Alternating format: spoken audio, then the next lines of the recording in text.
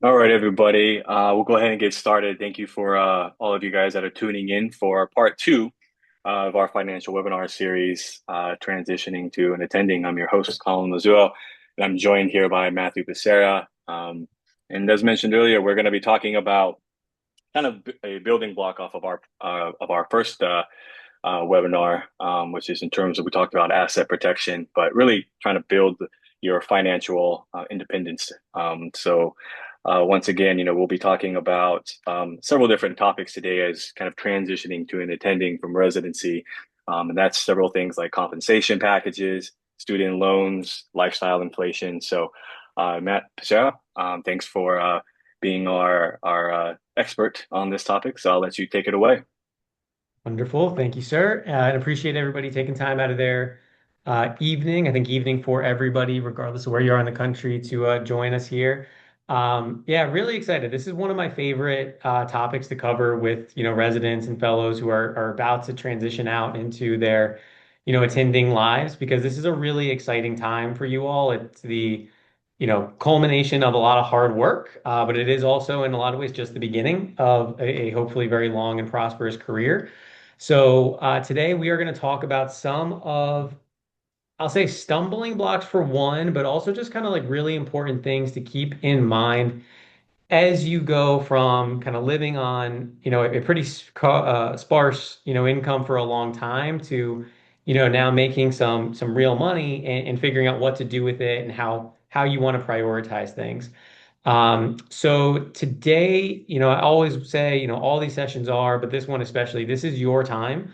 So as I'm going through, we have some things that are pretty common that I'm gonna talk to in detail.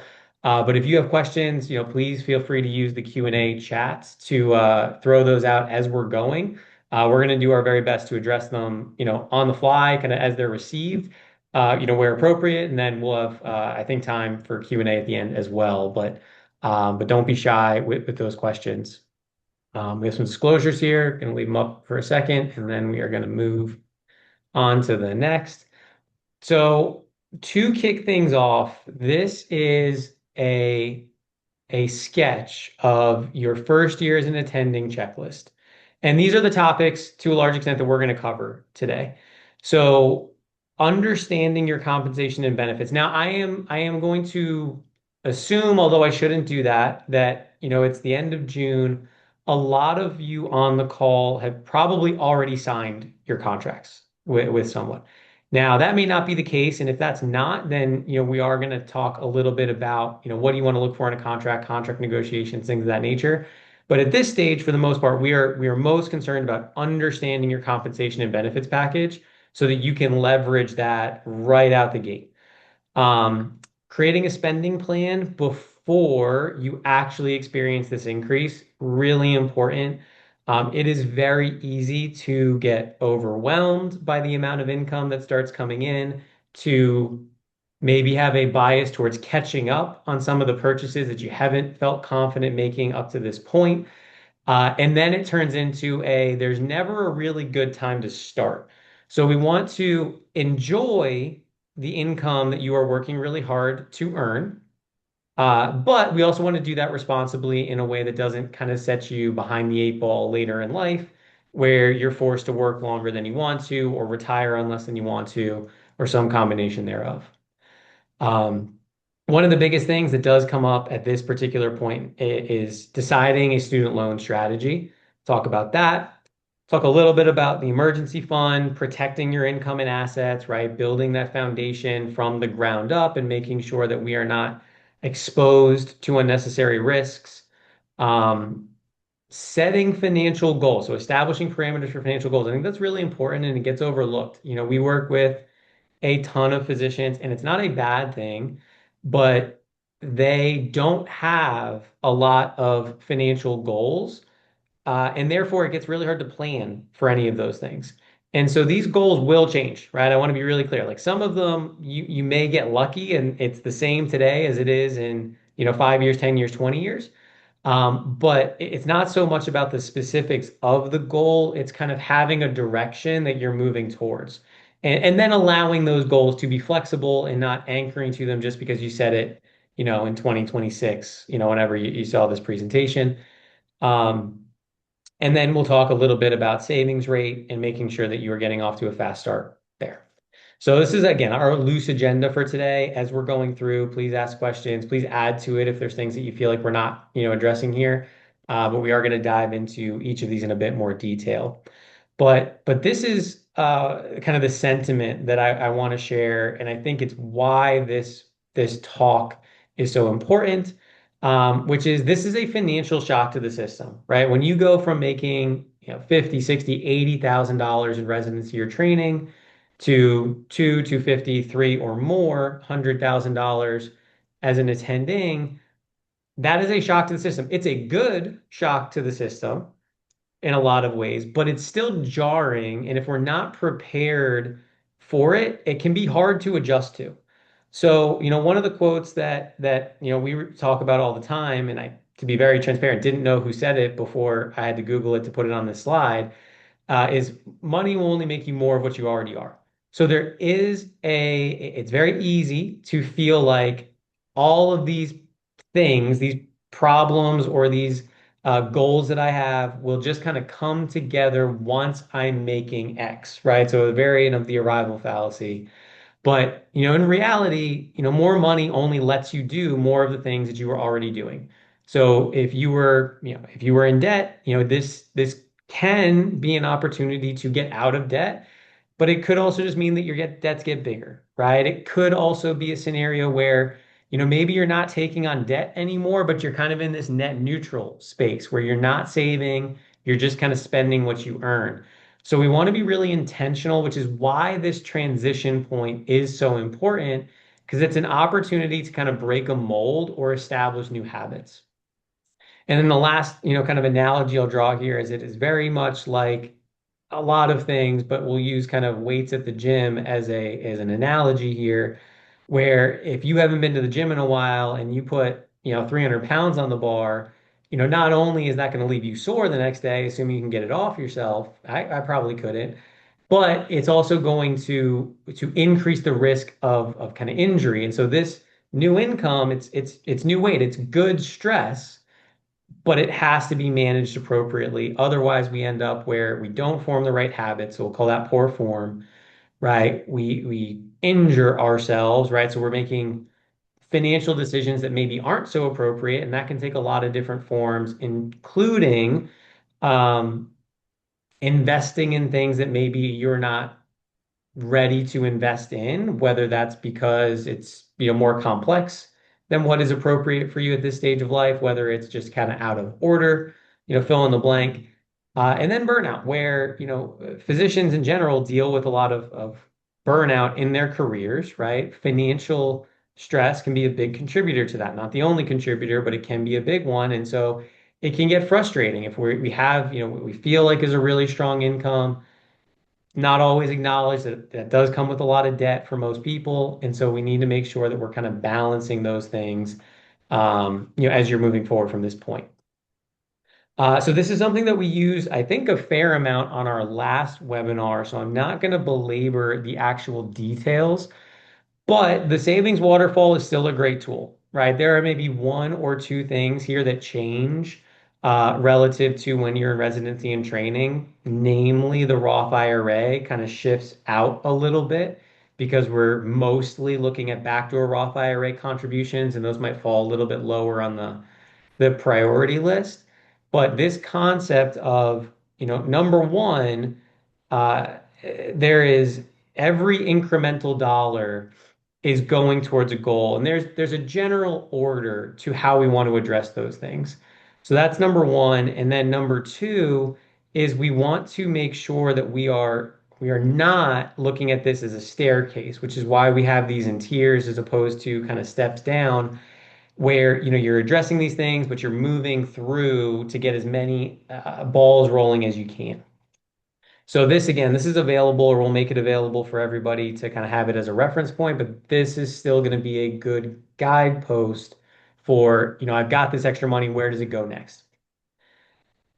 But this is a good exercise that I think is valuable for everybody to do. We do it with all the clients that we sit down with, regardless of what stage of career, you're at. But take inventory of your cash flow. So understanding your cash flow is really important. And I'll share a couple of examples around this, but this is the kind of hot wash version, like the really easy version of cash flow management. So your gross income. So you have a contract, you have a new salary, you're going to make this much money. Great. Now you're making a lot more. Maybe you're moving states. Your tax rate is changing, right?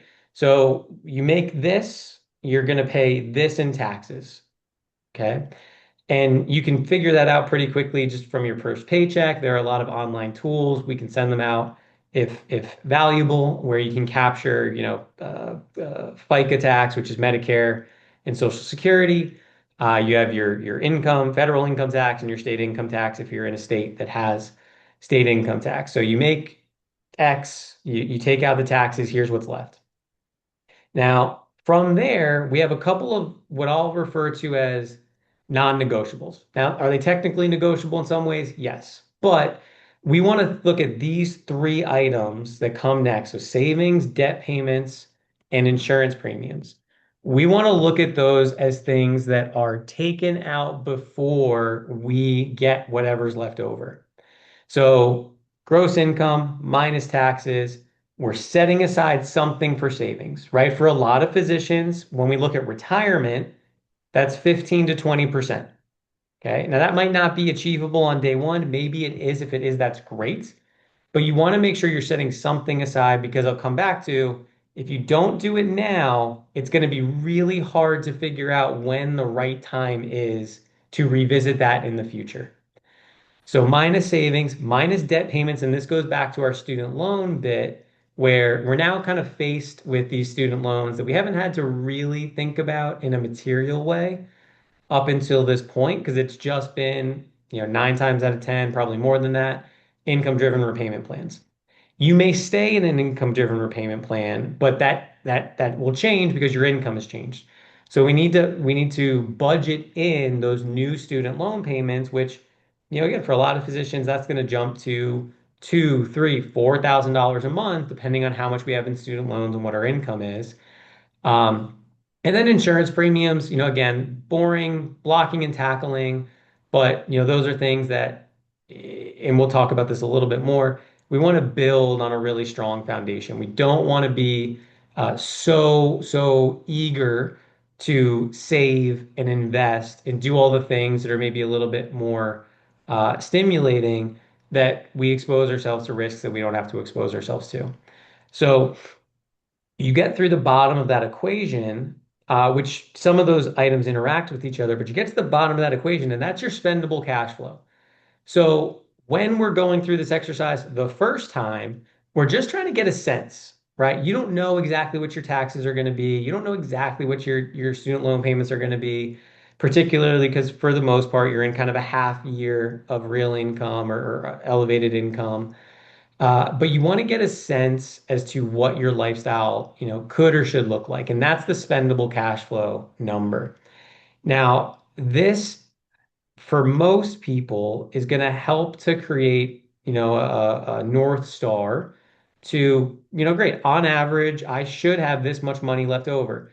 Now, two things on that. Number one is whatever's left over, if you do this process correctly, or intentionally or to its full capacity, that spendable cash flow is money that you can spend and should spend guilt-free, right? So there is no like, hey, there's this money left over, I should be doing something with it. Because in theory, at least, we've captured the important stuff if we've done this to its full extent. So we want you to feel empowered to spend that money that's left over, but we want to make sure that what's left over is really left over and is not taking away from something that is going to have to be addressed at some point later. So this exercise really important. And as I mentioned, this is going to be valuable at all stages of your career, right? So whether you are coming out of training, making 250, $300,000, whatever your number is, this is going to help to figure out, well, hey, how much house might I be able to afford in the next couple of years? Am I going to get a new car? Like it's going to allow you to plan for the fun stuff too. How big a vacation can I go on? but it's also valuable later in your career, and we just want to make sure that we're not pushing this so far down the road that we are getting into this place or space where this becomes a deprivation exercise. And that can unfortunately be what it is if we underprepare early on. Right. So, I mean, we were talking with a client recently making $1 million a year, but struggling to figure out where it all goes. And they're in their 50s now. And, we're trying to catch up on retirement. And, even with a seven-figure income, we're not sure how to increase the savings. Right. So this becomes a much more challenged exercise whenever you're in that scenario versus, hey, I've been saving 20% of my income since I was 35 years old, and I'm off to a great start.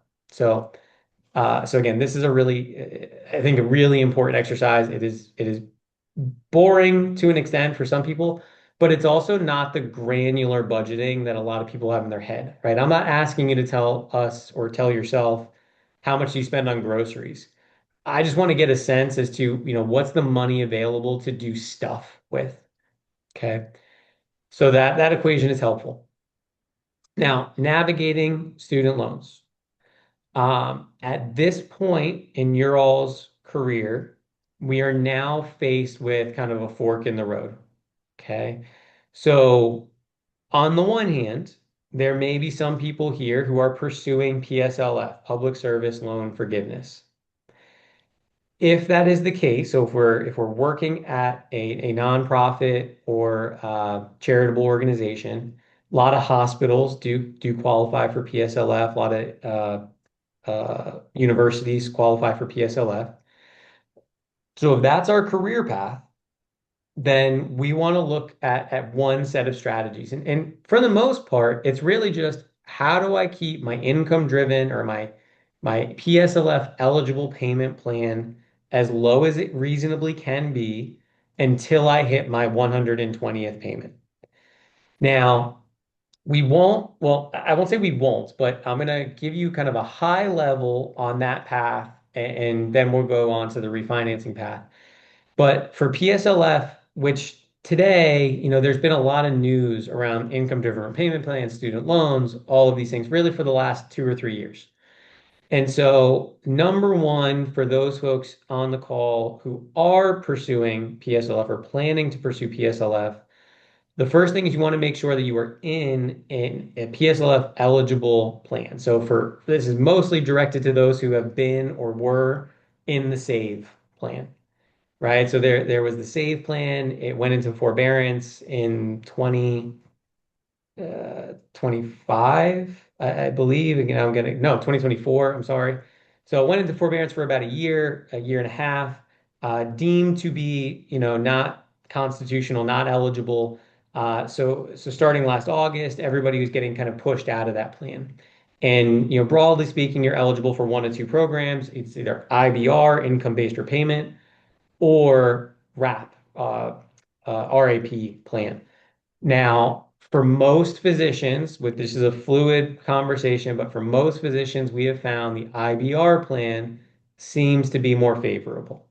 So if you are not in that plan already, if you are still in SAVE, as an example, or if you are just kind of in limbo, you want to make sure that you are getting into an eligible, plan, probably IBR. And that will be a way for you to continue to make payments towards your student loans and have them count towards PSLF. Now, PSLF is a formula, or I'm sorry, income-driven repayment plans are a formula that are based on your adjusted gross income, assuming you are going into a W-2 career path, so you're an employee of some system. The biggest thing that you can do to influence your adjusted gross income really are tax deductible retirement contributions or HSA contributions.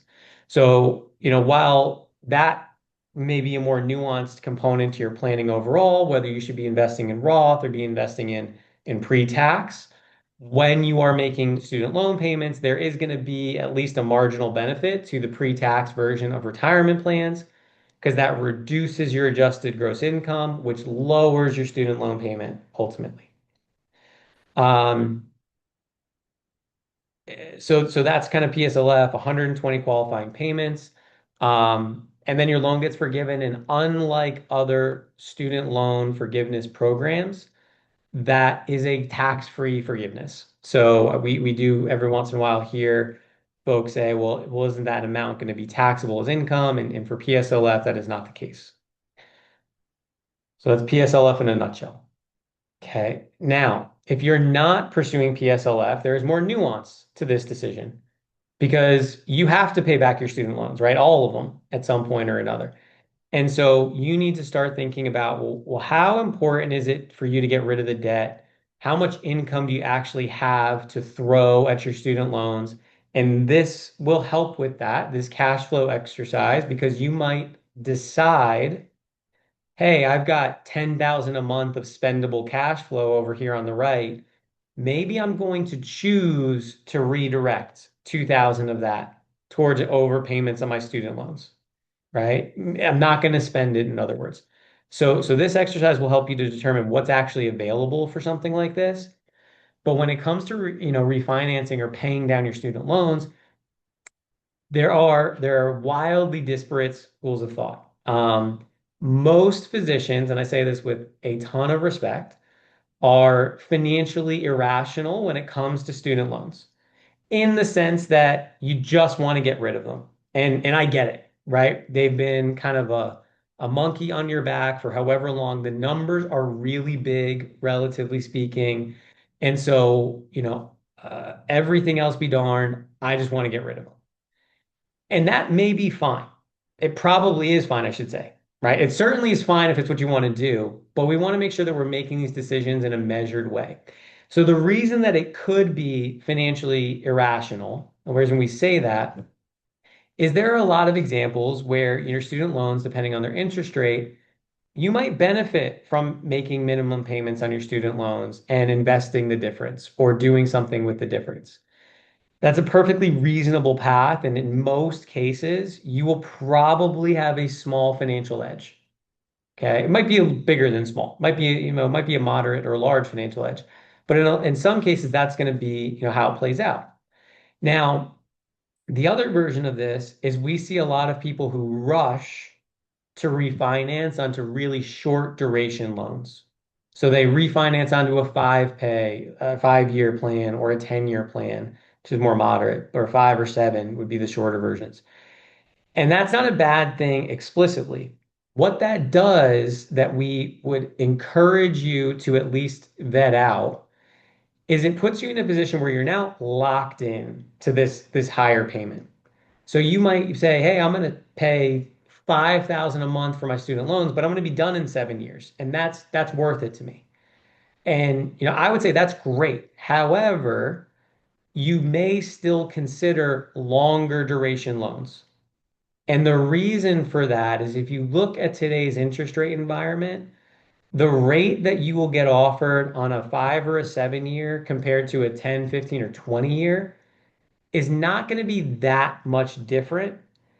And there's nothing stopping you on a 20-year loan that might have a minimum payment of 2,000. There's nothing that says you can't pay $5,000 towards that loan. Okay, so you pay it like a 5 or a 7, but you refinance onto a 20. The shadow side to that, right? So the negative to that is it'll probably take you a couple more months to pay off.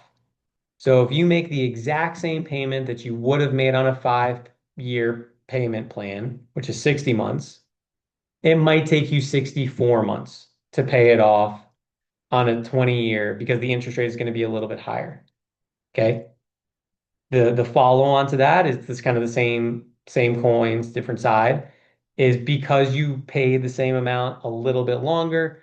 Yes, technically there's a little bit more interest that goes to that. The benefit to you is that if at some point in the next 5 years you decide for opportunity or for hardship or fill in the blank that you don't want to pay 5,000 this month, you no longer have to. So it's baking in some flexibility for you so that you can allow life to kind of shift and you can respond to those shifts without putting yourself in a really, really challenged financial situation. And we've had a couple of really great examples of clients who, got married in that period of time and they wanted to pull back for a couple of months. Or they decided that, buying a house was a big priority for them. Or um, they had an opportunity to invest in a medical device and they threw some of the money there. So this is something that we really encourage you guys to think about as you're revisiting the student loans and just comparing it, right? So we're not saying don't pay them off quickly, more or less just saying evaluate all of your options. So I'm going to take a quick pause. I think I've got a question in the chat, and I'm just going to read that, and I'll take this as a opportunity to plug again. If you have questions, please ask them as we're going. Uh,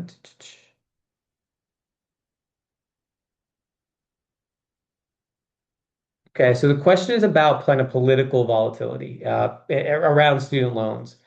And so, there can be a concern about maybe removing yourself. Let me read the question again just to make sure I'm processing it correctly.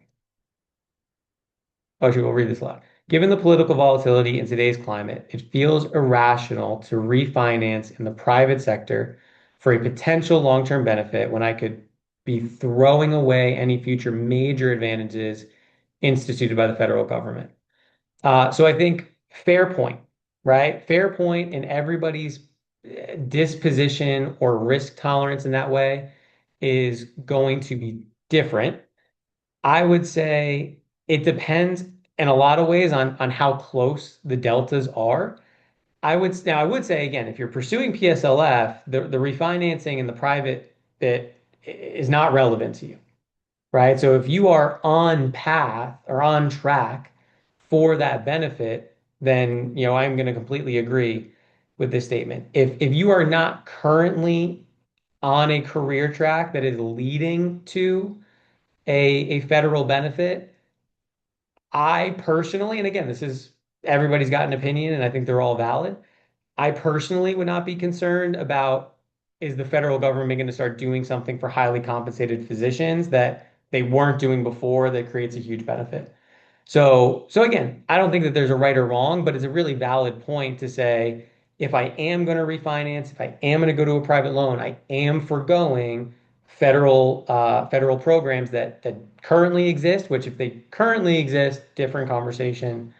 And if they potentially come to be, that would be a missed opportunity. So, if it's the difference of I'm gonna refinance and it's gonna result in this much more payment and I'm giving up that potential, sure, that might not make a ton of sense.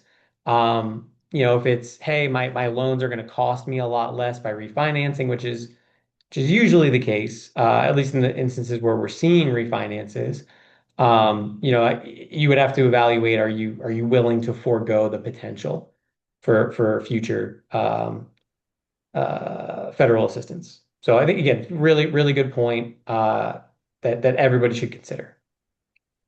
Man, I think you touched on it earlier too, but the comment you made about coming out of residency and people just being overly aggressive with throwing money at their student loans. And even I've seen, witness some of my friends kind of do the opposite, where they make stupid purchases, things that aren't an absolute necessity. And I think there's also something to take about losing out on some of the investment opportunities earlier and the compounded interest that you gain from that, right? Like, I think there's a middle ground, right, where you can be aggressive with paying your student loans, but then also not, you know, being aware that you should be doing, maxing out the 401k if that's applicable to your job, if you have that kind of starting out or waiting a year, doing the backdoor Roth, opening up a Vanguard account separately. Remember these are investment strategies and opportunities that if you're overly aggressive with your student loans and not contributing to these, right, then you lose out on those years. Right. And then kind of once again, going back to the compounded interest, it may not be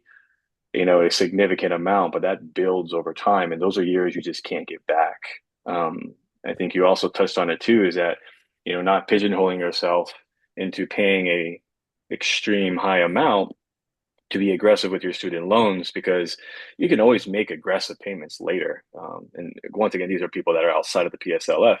But yeah, you can make these aggressive payments later if you have ancillary income or with the assumption that your income is going to increase as the years come forward, right?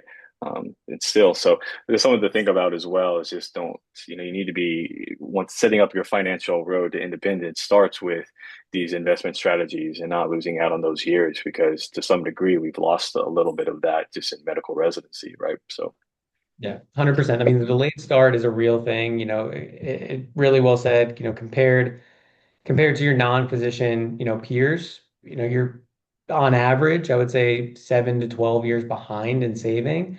And so that is one. And I think, you brought up a really good point about retirement plans, which are implicitly long-term tools.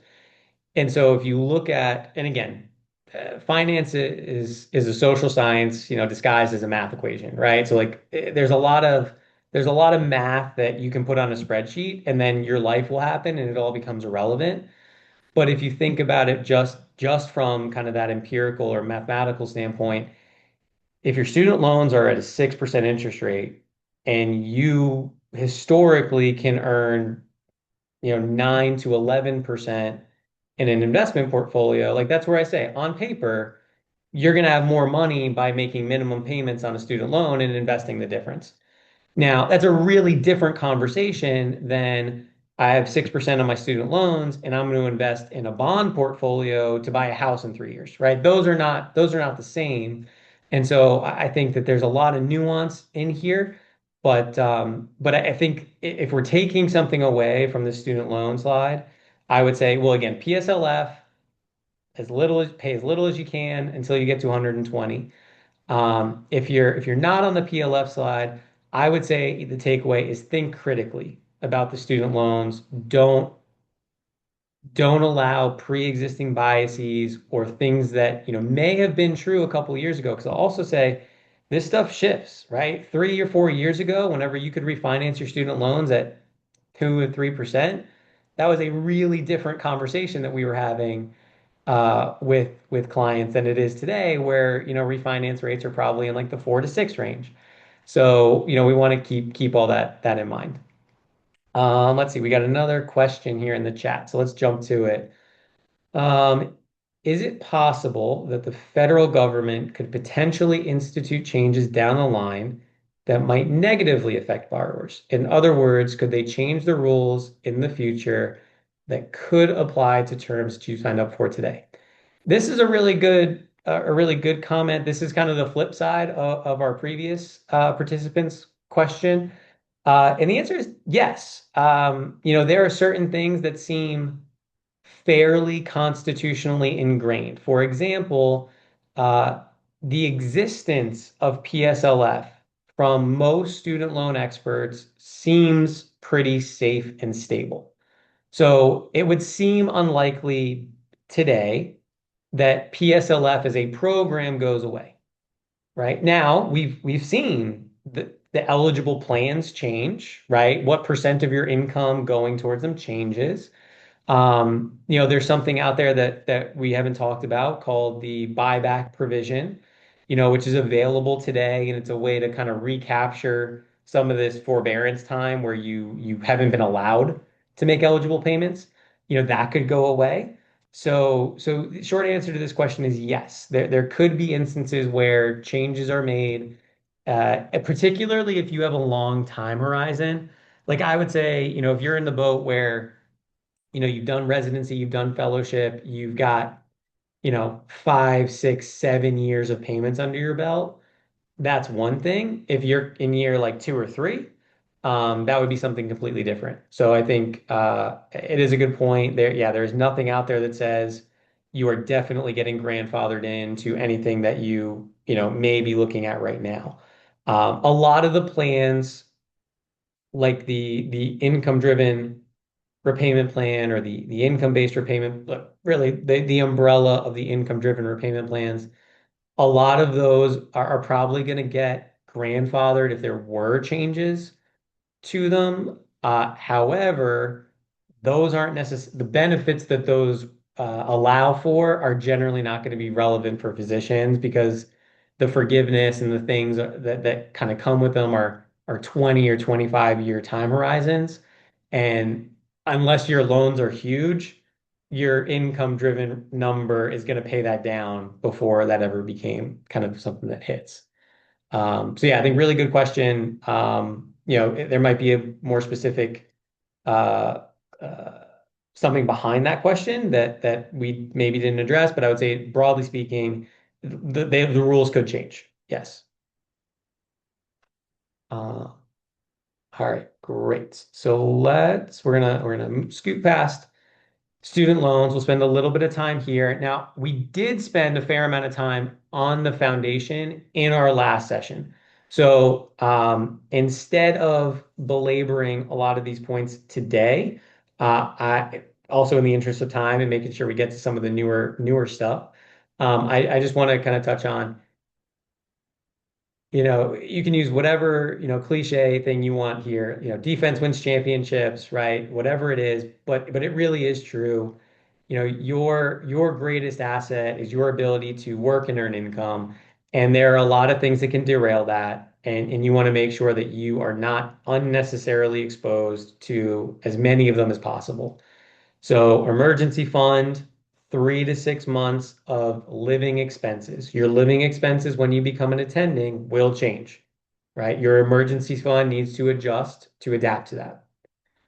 Disability insurance, I would hope or imagine a lot of you already have disability insurance. If you don't, that is something that you want to do either prior to graduating from training or kind of within that 6 month window where you're still eligible for resident discounts. So disability insurance, again, you should already have. Resident limits are usually 5,000 a month in benefit. When you are transitioning, really, right now, like this is a busy season from June to let's call it October, you should be looking to upgrade your disability insurance. Now, this is based on three factors. It's based on your new income, it's based on how much coverage you already have, and it's based on what your new employer is offering through their group benefits. Okay. Your private disability contract, whether it's with Mass Mutual or Guardian or Principal, is pretty common for this specialty, um, or Emeritus or the Standard or fill in the blank. Uh, you will want that will have a better definition. So your private policy has better definitions than your group plan, but you want to make sure all of those are talking to one another, so that you have enough total coverage to make sure that if God forbid something happens, your life still goes. And again, at this stage of your career, it's also to make sure that there's some saving that can happen because your disability insurance does end. And if you get disabled right out the rip, and you don't have the ability to earn income and you can't save anything, that's going to become a problem at 65 or whenever your policy kind of shuts off. So keeping that in mind. So disability insurance, if you don't have it, get it. If you do have it, look to upgrade it in the next couple of months as you make this transition. Life insurance, again, a lot of you may already have this, but term life insurance for those who are predominantly those who are married and or those who have children. You want to have life insurance in place, not expensive to get. Um, so that would be something that you are looking to have, and then again potentially add based on your new income. And then umbrella coverage. So this is one that we do talk about. We probably talked about it last time. We don't typically recommend that you get umbrella coverage during residency. However, as you're making this transition, umbrella policies are very inexpensive. And as somebody who, wears the white coat, you are more likely to be subject to lawsuits than other professions. This is not malpractice lawsuits. This is going to be like liability outside of the workplace. So think about at fault car accidents or injuries on your property or things of that nature. But umbrella coverage is very inexpensive. I would say usually $300 to $600 per year per million, coming out of training, depending on kind of where you're at financially. We would say look at 1 to 2 million of umbrella coverage pretty quickly as you're making the transition. And then the right-hand side of the screen is more of like the estate planning side. Beneficiary designations are things that you should be revisiting regularly. So if you got married, got divorced, had kids, fill in the blank, these are all periods of time where the people that you want to leave your stuff to might have changed. A lot of accounts have beneficiaries, transfer on death bank accounts, transfer on death investments, retirement accounts, life insurance. Um, those are probably the big ones. Certain other investments. Make sure that you're updating your beneficiaries. It is really common that an ex-spouse is a beneficiary, or a child who is 2 years old is the beneficiary of a $5 million life insurance policy, which if it's not clear, the insurance company won't give them the money at that time. So you gotta make sure that we're making those beneficiary designations responsibly. So I would say always be reviewing those, but now is probably a good time just because maybe you're in that mindset. And then, again, during residency, it can be hard to get to wills, power of attorney, healthcare directives, things of that nature. Now is a good time to make some time to do that.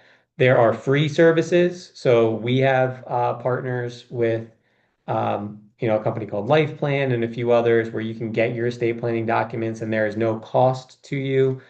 We don't get anything from that, just to be really, transparent. It's just a value add service. Um, but it's more of like the ad lib version. So you're going to kind of fill in some blanks. It's going to be pretty boilerplate stuff, but you fill those out, you get it notarized, which would be your cost.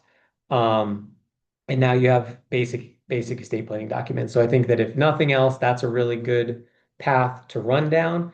If you have a more complex financial situation, if maybe you have a spouse who's been earning income for a long time, fill in the blank. Trust planning would maybe become more important. That will usually cost between $3,000 and $5,000 to get done, but it's going to be a more robust set of planning that'll be more durable. So again, not for most people the easiest thing to get around to, but find the lowest friction way to take advantage of it. Sometimes your employer, your future employer, will um, offer legal planning as a benefit. So you may think about signing up for that for a year just to get this done too. So speaking of benefits enrollment, and we've got a little bit of time left. So speaking of benefits enrollment, these packages may already be available to you if you've signed a contract, right? So you want to make sure you kind of know what's available. So health insurance is one, for a lot of physicians, we're looking for a lot of young physicians, I should say. We're looking at, what are the health insurance plans? What kind of health insurance consumer am I? Do I use a lot of health insurance services? Do I never use my health insurance? That will impact what plan makes the most sense for you. For younger, healthier people, it can make a lot of sense to have a high deductible health insurance plan. So your premiums are lower, your deductible and your co-payments and your out-of-pocket are going to be higher if you end up using it.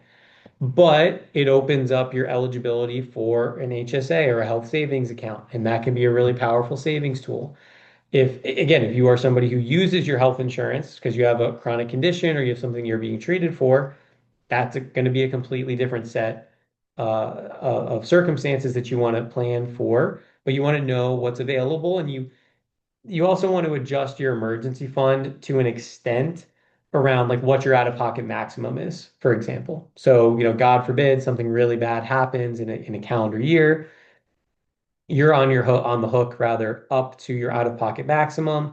Your emergency fund should be able to support that. So that would influence.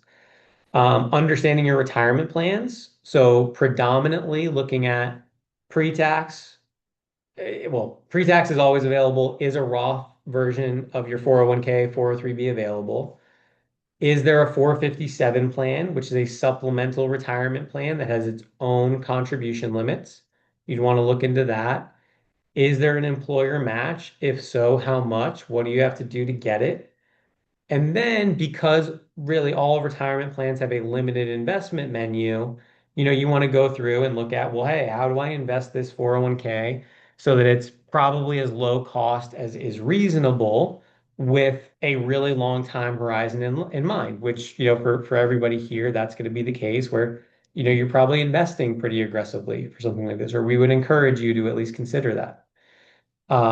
So looking at the retirement packages, HSAs, FSAs, health savings account, flexible spending account.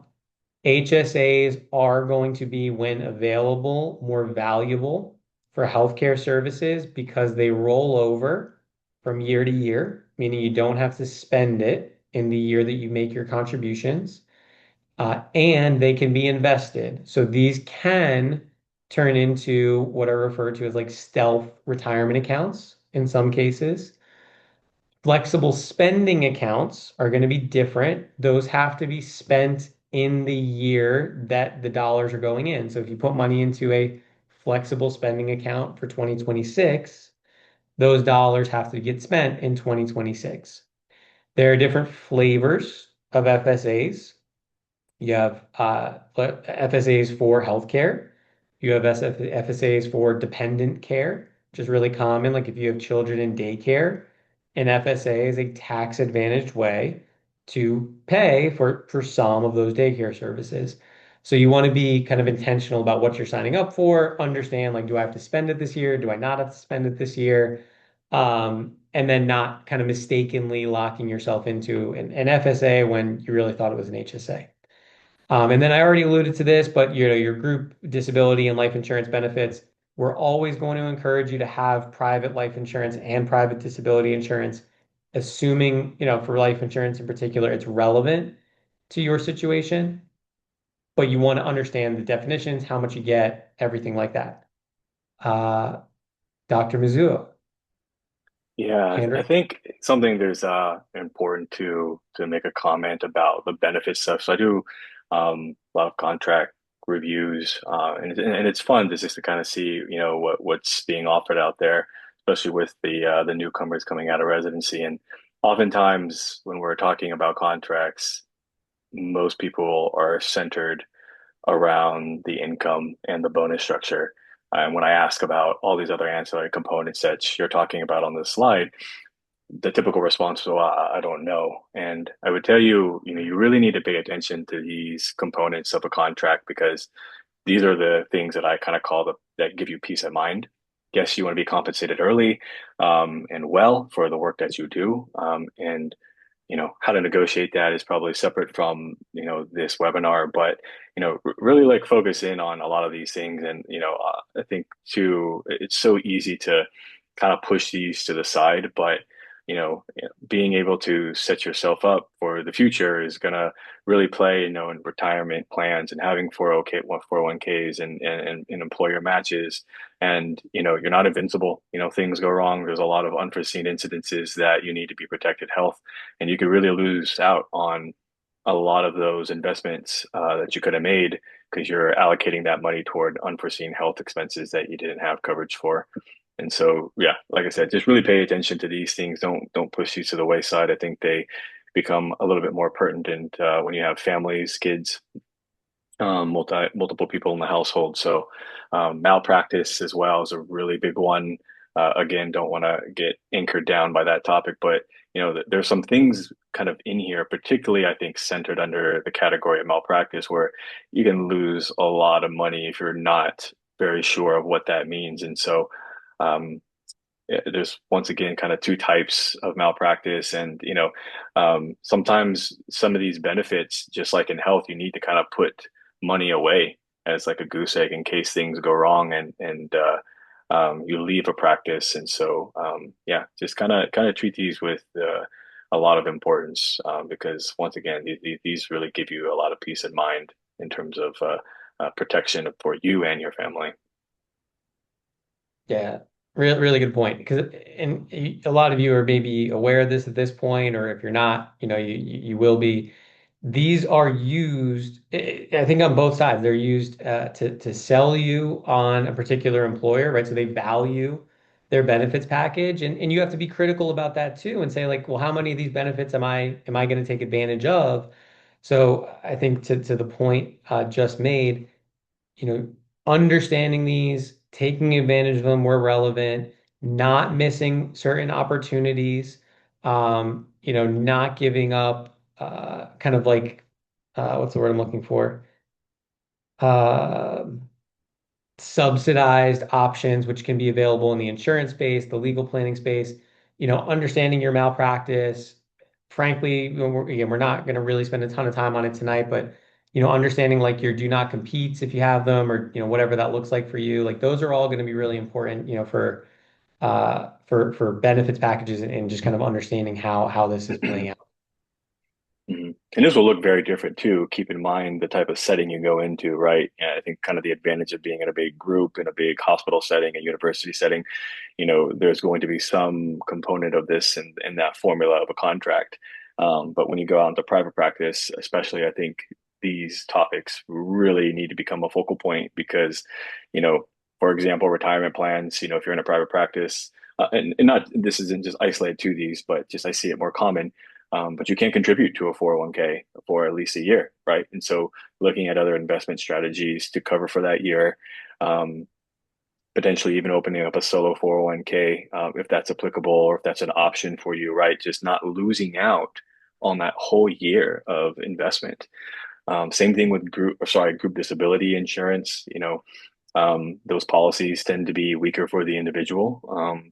And so you may need to get ancillary disability that's more personalized for you in addition to that, depending on the risk you engage in. And it's the same thing with malpractice as well. So yeah, definitely understand the importance of these because this stuff can get sometimes just requires a little bit more research to have a fully understanding.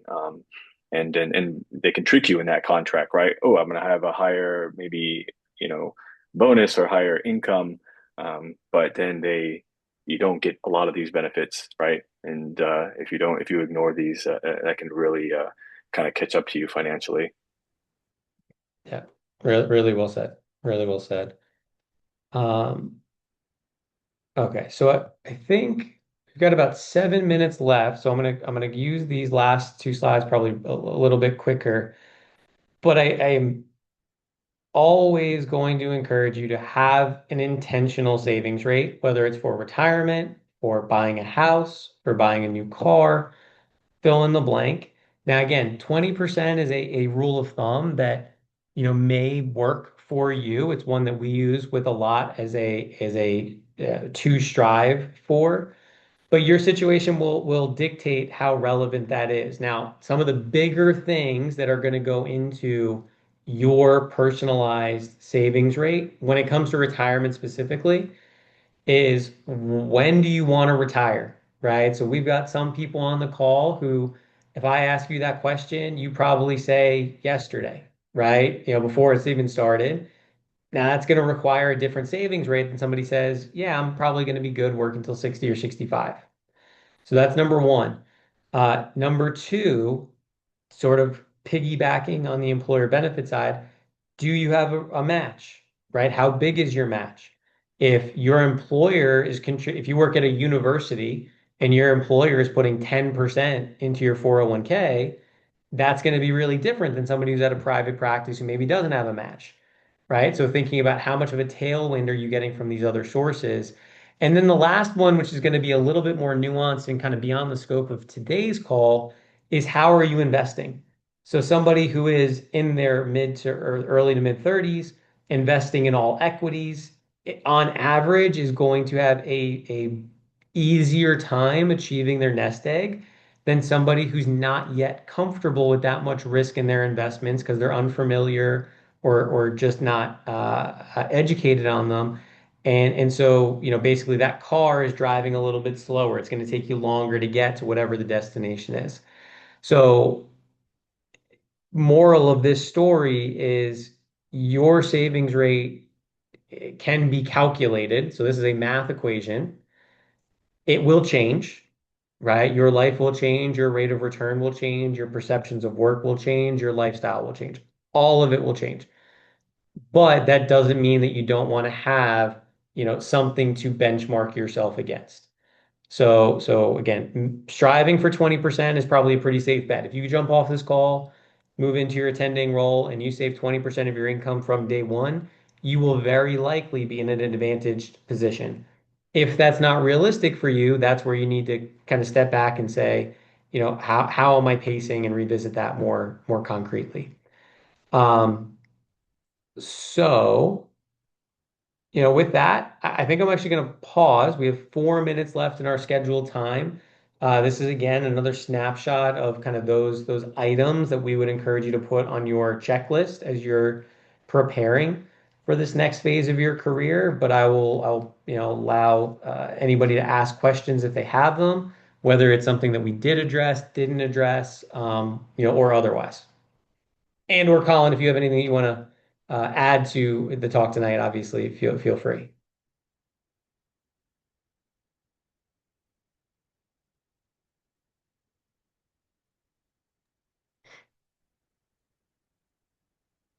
And I'll leave it up to the audience first to see if they have any questions.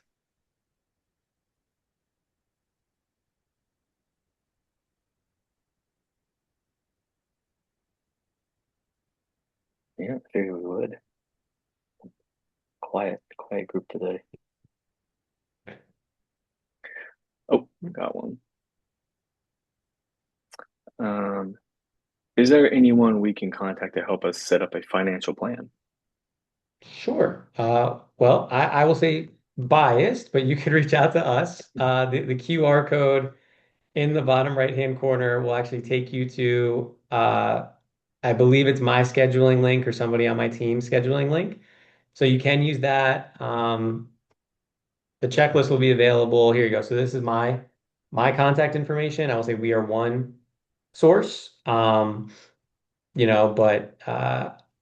you can reach out, I'm sure, to colleagues or attendings who might have others. But we would love to work with anybody who is looking for that kind of guidance. Another question. Oh, okay, really good question. Any suggestions on planning for W-2 versus 1099? Tons of suggestions for anyone who's planning for W-2 versus Mm, 1099. So certainly going to be beyond the scope of, my 2 minutes before I keep you guys for bonus time. I will say before I get into anything, if you go to our website, www.generationmd.com, we have a 1099 boot camp. It is about an hour long, but it is really valuable and it goes through the ins and outs of 1099 and what goes into that. Now, as rules of thumb or just kind of things to think about, as a W-2, you're an employee. As a 1099, you're an independent contractor. So the follow on, the knock on is as a 1099, you are a bona fide business owner. There is more responsibility that will fall onto you in terms of setting up your own benefits.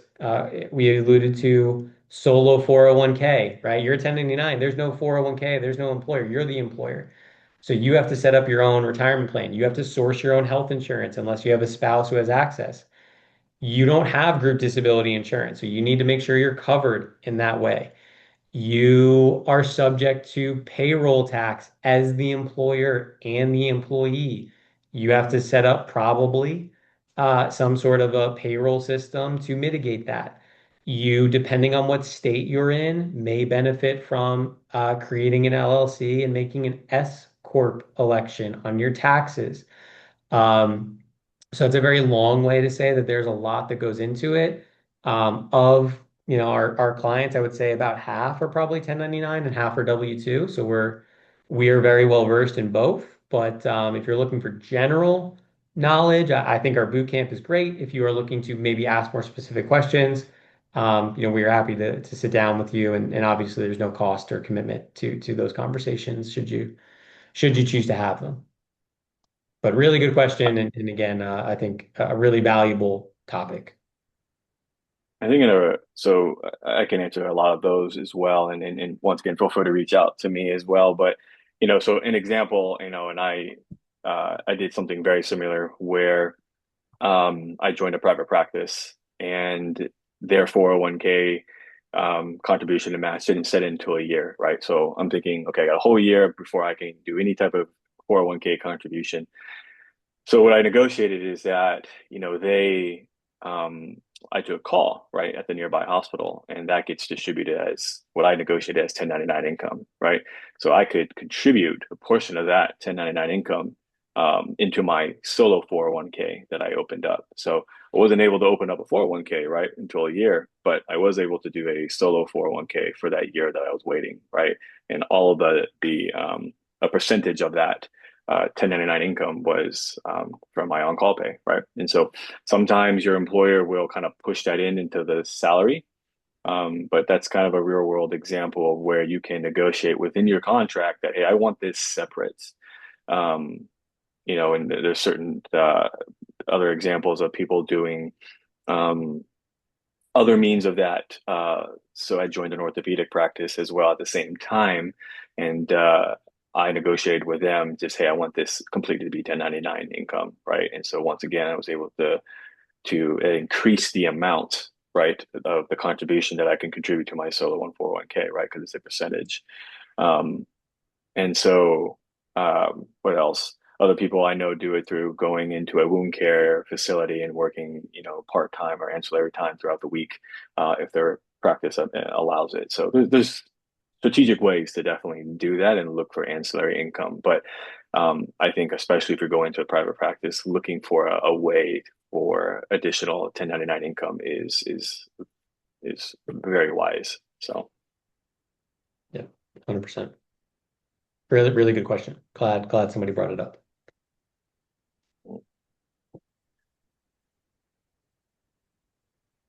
Now, what do you think is like the maybe not the biggest or several big ticket items that you find that people coming out of residency, becoming attending, throw way too much money at, like, cars, houses, combination of other things, boats that Yeah. really derail their financial stability? Yeah, it's a really good question. It obviously varies from person to person. I would say the one that we see most commonly, you touched on them. It's the rush to car and house, sometimes Mhm. both, without a lot of consideration to how much of that cash flow it's eating up. Like we had, just a couple of kind of really brief stories. A few clients, but one comes to mind, came out, was not working in an exceptionally high paying specialty, got two, I'm not a car guy, but two of the more expensive Mercedes, kind of like wagon type vehicles. So, had $2,500 in car payments on top of student loans and all these other things. So I think there can be a little bit of impatience around those. The Mhm. house is a little bit different because I think, a house is not for most people, it should not be thought of as a financial investment. Not you're not going to make money on your primary residence for the vast majority of individuals. But that's a decision about where you're going to live. That's your life. That's going to be, something that flows through the decision making filter differently. However,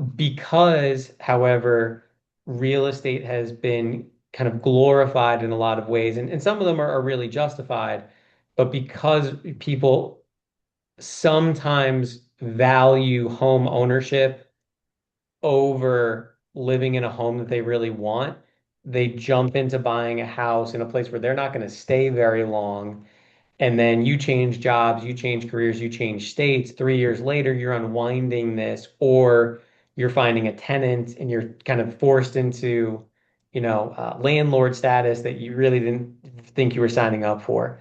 So I do think that the most common by far are going to be cars and houses. And it's not that you shouldn't get one or shouldn't, pursue them. It's just give it a beat and make sure that a lot of these other things are addressed so you know how much you can really afford. Yeah, and be smart about it too. It's like if you have, for the individuals that have a car that they've been really riding out for a long time, and it's time, right? I mean, the money that you're putting in for, repairs is kind of exceeding the value of the car, right? And so, yeah, you need a new car, and there's nothing wrong with getting one, but like I said, be smart about it. I mean, do you need a luxury car? Look, probably not, right? But if you're going to do it, don't buy a brand new one. buy a used one. Like let somebody else take the hit, right? I mean, that thing depreciates the second you drive it off the parking lot, right? And so you can get literally 1, 2 year used cars with like less than 5,000 miles, even on luxury cars, because there's so many companies that get them and then up, they don't want them anymore. There's like so many platforms and avenues that you could use. So if you're gonna do it, like I said, be smart about it. We got a few more questions. Yeah, we have two questions. Oh, I'm going to piggyback on what you just said, and then I'll hit it. I saw the question there. There's a fine line between, I think, spending extravagantly, or maybe what I'm trying to say is, in the physician community, there is a live like a resident philosophy that exists. And I will say my opinion is you want to moderate that a little bit. You don't want you know if you're comfortable living like a resident, great. But I'm going to bring it back to all the way back to here.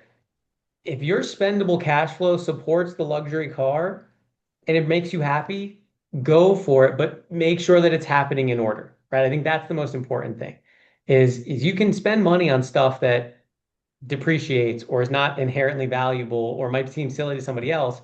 I certainly spend money on things that, other people would find to be, you know, not so smart. But it's happening in an order where I can feel okay, even if I am wasting those dollars, I'm doing so in a way that is kind of thoughtful and intentional and aligned with something else. So yeah, just wanted to add that for a tiny bit of context. Um, Now, the questions in the chat are about kind of the difference between owning and leasing. So specifically owning, or I'm sorry, renting oh, love a these home topics. versus buying a Yes. home, and leasing a car versus buying a car. I do have a pretty definitive stance. I might kick it. Colin, do you have an opinion here? Oh yeah, I have very strong opinions on these. Okay, great. I would love to hear them and let you go first. Well, so I guess just since it's a nice transition from leasing and buying a car, I mean, both make sense, right? I don't think there's one strong way or the other. It kind of depends because, if you're going to be leased, I guess the type of vehicle, um, if you're looking at the new kind of electric cars, buying this absolutely does not make any sense, right? Yeah, if you do a lot of research, right, the technology is constantly evolving, not even just every couple of years, literally almost 6, 8 months, at this point, but within the year, things are evolving. And so the technology now is going to be out used in a year, if not sooner. So, and I think there's a lot of, I've done a lot of deep dive into this. I have one of my friends that's kind of a nerd with this because he's all about kinetic energy and all this stuff. Anyway, but there's some hidden things that you need to know about like these fuel cells and the mileage that you're getting, and also kind of how it plays out into you as the individual versus a family. Um, if you want like an electric car as a commuter, I think leasing makes absolute perfect sense, right? Because you lease the car and then you're not, you give it back at the end of the lease, right? And they cover everything, right? And so, and if you want to buy it at the end, you can, if you just absolutely love the car, but then you could also understand and knowing that technology is going to outplay itself, um, definitely by the expiration of that lease. I mean, it just makes sense to just kind of be hands off with it and get what's new. Um, Now, if like I said, if you're looking into buying these things, remember, not only is the technology going to be outdated, but there's a lot of hidden things that you need to understand about like the energy, the fuel cells, like the mileage you're not getting for face value that's going to eat up based on temperature if you're going up a hill, down a hill. If you like to travel, right, there's personal components to that. If it's just a commuter car, then perfect, great. But those fuel cells get very, very costly, and it can get really, really expensive. And there's not just one, but sometimes up to 5 to 6 of them within a car. And if you like to do traveling and long distances, and you know, do you want to build your trip around charging stations? Um, it's not just a quick, and sometimes you don't even have the fast charge one, so you're sitting there for 30, 45 minutes, an hour. So I don't think that it makes sense for that. Now, but sometimes leasing, like let's say a hybrid or a non-electric car, depending on the deal, right? And so I think that's where you're gonna have to do some preliminary math. Don't make any like impulse buys. Um, because sometimes based on the deal of the lease, it does make sense um, to just lease the car versus if the lease once you how do I put this? Sometimes the lease component is going to be way higher than your monthly expenses, so it makes sense just to buy the car long term, especially because certain cars have really popular resale value, particularly like foreign cars, well, not all foreign, but Asian cars, Toyotas, Hondas. So yeah, I'll probably stop there because I'm going to get carried away. I'll talk about the houses here in a minute, but yeah, Matt, if you have anything to add on. No, I think I certainly don't have any friends who are quite as involved in it as you are, or it sounds like yours are. So I think that it is a nuanced decision. I think I probably should have a slightly more stronger opinion on the housing piece of it than the car piece of it. But I think that yeah, they both can make a lot of sense. And I think that, in general, I think societally we have created a lot of biases around ownership that are not always going to be, well founded in kind of today's environment. And I think you did a great job of elaborating on that. So I'll just kind of let that one sit. What about I guess kind of going Uh, into the owning, taking out a mortgage versus renting? yeah, so housing, I think my opinion is kind of the same thematically where for a lot of people, renting makes a ton of sense. I think that there's a lot of lifestyle components that go into the housing, but the one thing that I will say I am pretty vehemently against, which might be a little strongly stated, is you don't want to buy just to buy, right? So I think that there is the kind of like the American dream kind of mentality, which is home ownership is part of that. And there's tons of statistics that you can reference that talk about how comparatively easy it was to buy a house however long ago and all these things. And then there's also a ton of things like cell phones and modern luxuries that those homes didn't have that a lot of our income is getting attributed to today's world.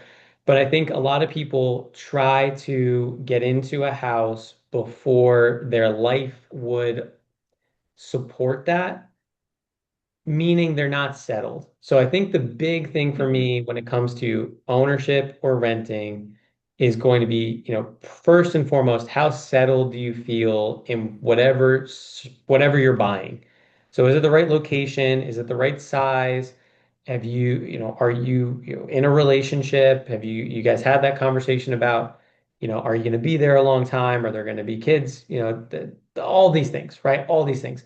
So you just want to make sure that if you're buying not because of financial, let's put it this way. I think Warren Buffett said it. The worst financial investment that he made is his house, right? So mathematically, kind of going back to it's not all about numbers on a spreadsheet, but the numbers on a spreadsheet will often support renting as a positive alternative to buying if you're just trying to maximize your wealth. It's whenever you get into, I'm not just trying to maximize my wealth. I'm trying to not have a landlord. I'm trying not to move every, 1, 3, 5 years. I am trying to, renovate the way that I want to renovate. I am trying to have a house that I can build a family in and have grandkids come to and all that. That's a much better reason to buy than math, really, in my opinion. Yeah, I just don't think a house is in many situations. I'm not saying all, but in many situations, an asset quite like it used to be when you consider all the upkeep.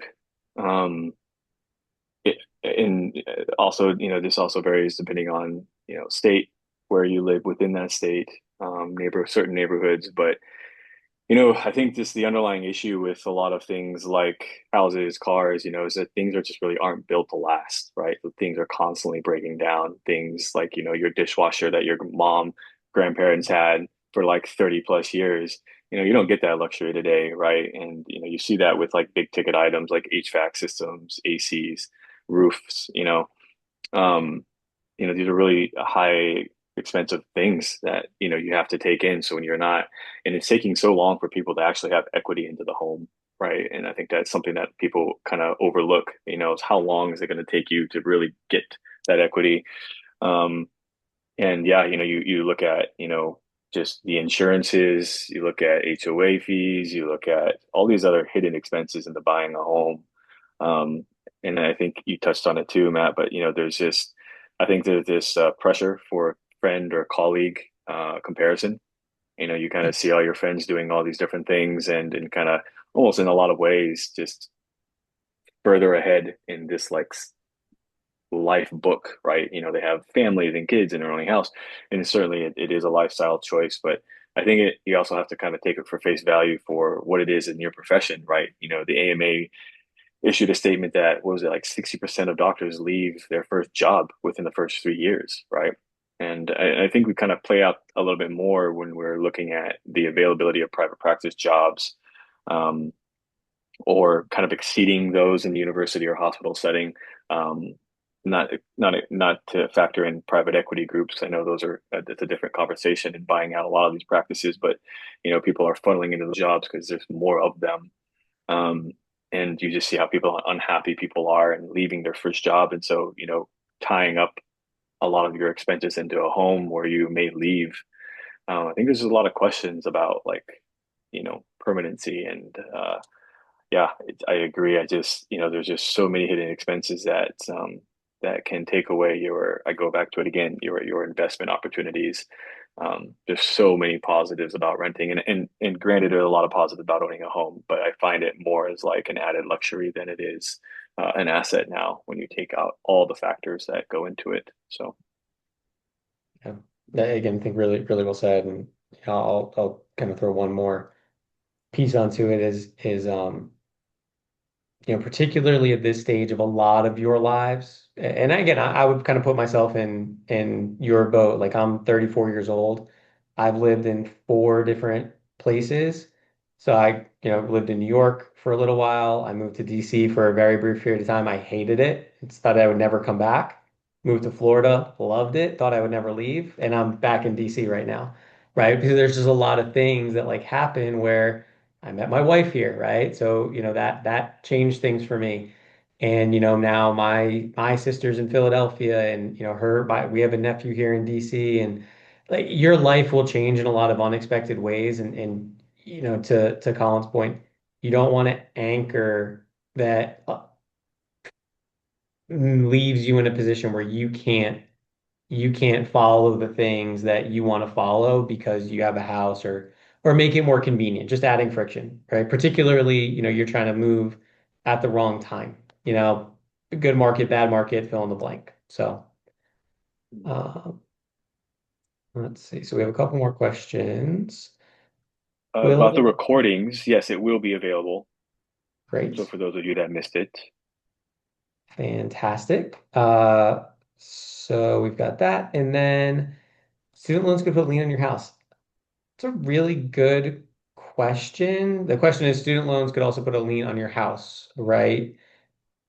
I'm going to be honest. I'm not sure. I've never run into it. I would not be surprised. Like most debtors are going to have the ability to put liens on other assets. So I would say seems entirely possible. Fortunately, we've not had a client experience that, but I can look into it and follow up. I don't imagine it'll be that hard to confirm or deny.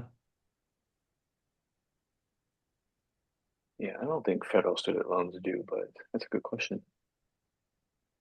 Yeah, probably not federal, but like I say, fortunately, knock on wood, we have not had a client default on their student loans to date. Uh, so yeah. Okay. All Well, right. Well, I we think did that's all about the 20 minutes of questions. bonus time here. We So did. I know. if we have more questions, I'm happy to stick around, Um, but I think we did pretty good. Thank you guys for the engagement. Really, really love having the questions. That makes this a lot more, frankly, fun and interesting for me, but also hopefully more valuable to all of you. So thank you. And if there are more questions, whether there's something that popped up. Okay, so if there are more Just a, questions that nobody wants to share this evening, obviously my contact information is here on the screen. I think you know how to get in touch with all of us, and we would really love to kind of continue to help, which we'll do with a few more webinars throughout this series, which we're really excited about. Yeah, thank you guys for being here. Matt, thank you so much for doing part two, and then we hope to see you guys for part three in about what fall, so a couple of months. Yeah. So thanks again for your attendance, guys. Right. Thanks, everybody.